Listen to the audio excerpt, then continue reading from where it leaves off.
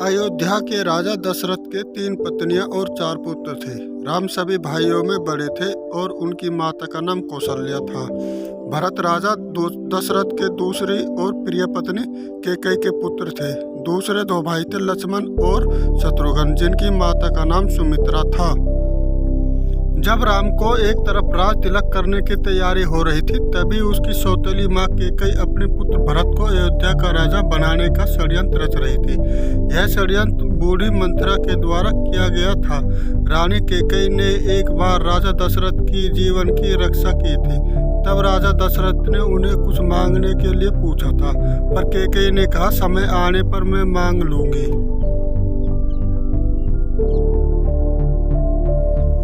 उसी वचन के बल पर कैकेयी ने राजा दशरथ से पुत्र भरत के लिए अयोध्या का सिंहासन और राम के लिए 14 वर्ष का वनवास मांगा।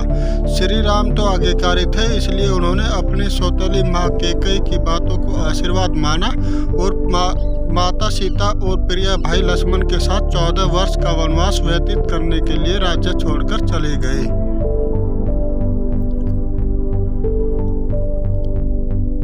इस असीम दुख को राजा दशरथ सह नहीं पाए और उनकी मृत्यु हो गई। कैकेयी के पुत्र भरत को जब यह बात पता चली तो उसने भी राज गद्दी लेने से इनकार कर दिया। राम, सीता और लक्ष्मण वनवास के लिए निकल पड़े। रास्ते में उन्होंने कई असुरों का संहार किया और कई पवित्र और अच्छे लोगों से भी वे मिले। वे वन चित्रकूट में एक कुटिया बनाकर रहने लगे।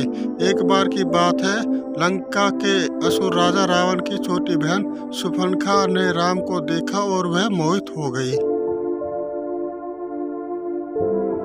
उसने राम को पाने की कोशिश की, पर राम ने उत्तर दिया, मैं तो विवाहित हूँ, मेरे भाई लक्ष्मण से पूछ के देखो। तब शूर्पणखा लक्ष्मण के पास जाकर विवाह का प्रस्ताव रखने लगी, पर लक्ष्मण ने साफ इनकार कर दिया। तब शूर्पणखा ने क्रोधित होकर माता सीता पर आक्रमण कर दिया। यह देखकर लक्ष्मण ने चाकू से शूर्पणखा का नाक कान काट दिया। कटी हुई नाक के साथ रोते हुए जब शूर्पणखा लंका पहुंची तो सारी बातें जानकर रावण को बहुत क्रोध आया। उसके बाद रावण ने सीता हरण की योजना बनाई।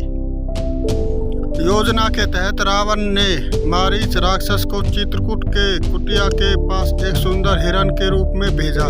जब मारीच को माता सीता ने देखा तो उन्होंने श्री राम से उस हिरण को पकड़ के लाने के लिए कहा।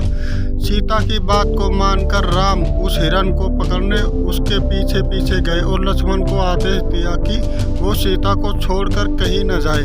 बहुत पीछा करने के बाद राम ने उस हिरण को बाण से मारा। जैसे ही राम का बाण हिरण बने मारीच को लगा, वह अपने असली रूप राक्षस में आ गया और राम के आवाज में सीता और लक्ष्मण को मदद के लिए पुकारने लगा। सीता ने जब राम की आवाज में उस राक्षस के विलाप को देखा तो वो घबरा गई और उसने लक्ष्मण को राम की मदद के लिए वन जाने को कहा। लक्ष्मण ने सीता माता के कुटिया के चारों ओर से लक्ष्मण रेखा से सुरक्षित किया और वो श्री राम की खोज करने वन में चले गए। योजना के अनुसार रावण एक साधु के रूप में कुटिया पहुंचा और भिक्षाम देही का स्वर लगाने लगा। जैसे ही रावण ने कुटिया के पास लक्ष्मण रेखा पर अपना पैर रखा, उसका पैर जलने लगा। यह देखकर रावण ने माता सीता को बाहर आकर भोजन देने के लिए कहा।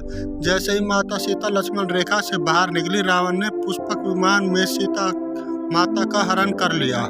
जब राम और लक्ष्मण को यह पता चला कि उनके साथ छल हुआ है तो वो कुटिया की ओर भागे, पर वहाँ उन्हें कोई नहीं मिला। जब रावण सीता को पुष्पक विमान में लेकर जा रहा था, तब बूढ़े जटायु पक्षी ने रावण से सीता माता को छुड़ाने के लिए युद्ध किया, परंतु रावण ने जटायु का पंख काट डाला। जब राम और लक्ष्मण सीता को ढूंढते हुए जा रहे थे तो रास्ते में जटायु का शरीर पड़ा था और वो राम राम विलाप कर रहा था। जब राम और लक्ष्मण ने उनसे सीता के विषय में पूछा तो जटायु ने उन्हें बताया कि रावण माता सीता को उठा ले गया है और यह बताते बताते उनकी मृत्यु हो गई।